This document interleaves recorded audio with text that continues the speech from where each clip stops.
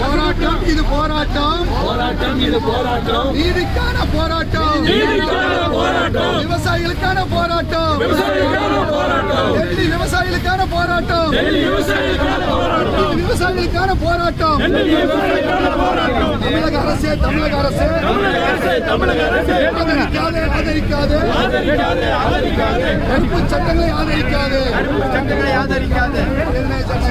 மாநில துணை பொதுச்செயலாளர் சுல்தான் அமீர் பேசுறேன்.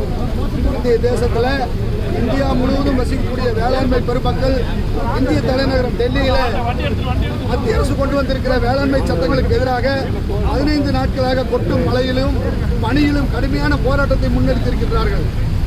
மத்திய ஆளக்கூடிய பிஜேபி அரசாங்கம் விவசாயிகளுடைய கோரிக்கையை செவிமடுக்காமல் ஏசி ரூம்ல உட்கார்ந்து கூட்டம் நடத்திக்கிட்டு இருக்கிறாங்க.